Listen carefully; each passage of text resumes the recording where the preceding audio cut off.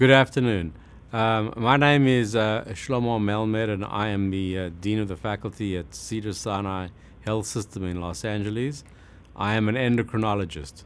Well, I have been studying the pituitary and its disorders for the past 35 years and have an extensive clinical experience with patients who have pituitary disorders, and I also have a laboratory where we investigate the fundamental causes and are looking at discovering new therapies for pituitary tumors. Well, both growth hormone and IGF-1 are very powerful growth factors. So in the test tube, in the laboratory, in the petri dish, addition of growth hormone and or IGF-1 to growing cells will in fact induce cell growth quite rapidly. So these are powerful growth factors. There also has been an accumulated several decades of evidence that patients with high levels of IGF-1, higher than normal or in the upper quartile of normal, do have an increased risk for prostate cancer and perhaps for breast cancer and perhaps for other cancers. These are epidemiological data and not direct data in terms of cancer causation. However, we do know that patients with acromegaly, for example, who have high ambient levels of growth hormone and IGF-1 are at risk for colon polyps and perhaps for increased incidence of colon cancer as well, and other soft tissue tumors. In animal models, there is evidence that high levels, supraphysiologic levels of growth hormone and IGF-1 will be associated with development of experimental cancers. There's no direct evidence that growth hormone and IGF-1 per se will in fact induce a cancer growth. However, they will in fact exacerbate the growth of a cancerous cell or even of a normal cell, certainly in animal models, in vitro, in the test tube, and perhaps in humans as well.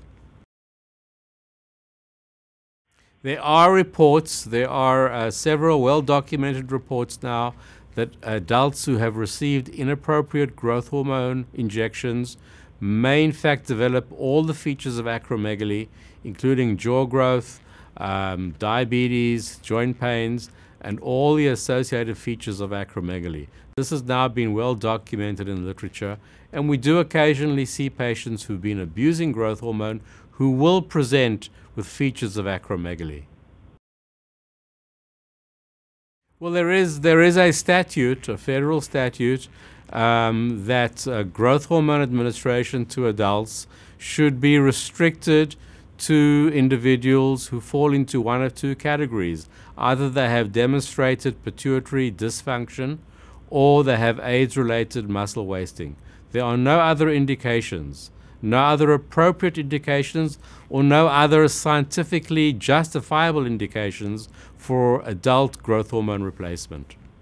Well, the indications for adult growth hormone replacement are really only two. Firstly, adult growth hormone replacement is indicated for those patients with Firstly, adult growth hormone replacement is indicated for those patients with demonstrated pituitary dysfunction, either a structural and or a functional abnormality of the pituitary gland or its surrounding structures. The second indication for adult pituitary growth hormone is for those patients with AIDS-related muscle wasting. And those are the only two indications, approved indications, for administering growth hormone to an adult. The pituitary gland secretes growth hormone, and growth hormone elicits IGF-1 production from the liver, mainly from the liver. And both growth hormone and IGF-1 have dependent and independent actions on the peripheral tissues.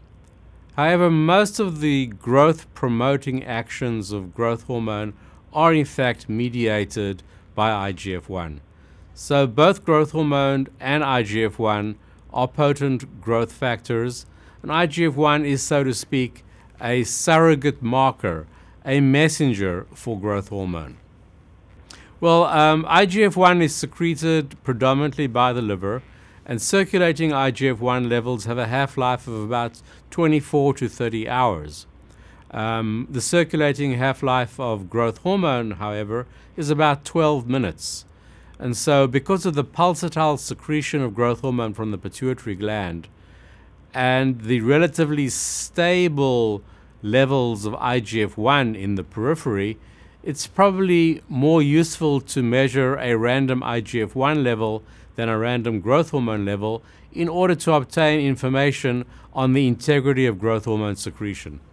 Both IGF-1 and growth hormone decrease physiologically with age. So the older the individual, the lower the physiologic levels of growth hormone and IGF-1 are in the circulation. Well, growth hormone in the adult is only well studied in those adults who are deficient in growth hormone. And pituitary damage or pituitary disease, either from surgery or from a tumor, from trauma, fracture of the base of skull, head trauma, or even from a rare infiltration, will lead to diminished secretion of growth hormone. That will lead to a condition known as adult growth hormone deficiency. And these individuals have low attenuated secretion of growth hormone, lower than normal. They have a low elicited growth hormone response to physiological stimuli. They usually have a low IGF-1 level, and they are prone to develop central obesity, diabetes, and general body weakness with an increase in fat body mass and a decrease in lean body mass. So that's the general feature of the adult growth hormone deficiency syndrome.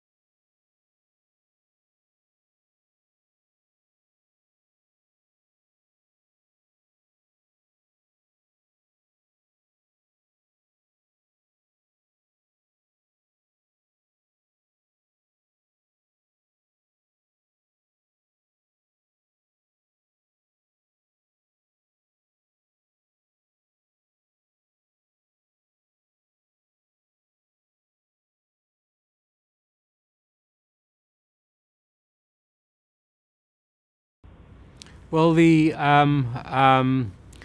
syndrome of adult growth hormone deficiency has been associated with social isolation and lack of energy, and, for example, failure to sustain gainful employment in some patients. However, there is no compelling evidence that growth hormone deficiency or growth hormone replacement has a direct effect on cognitive function.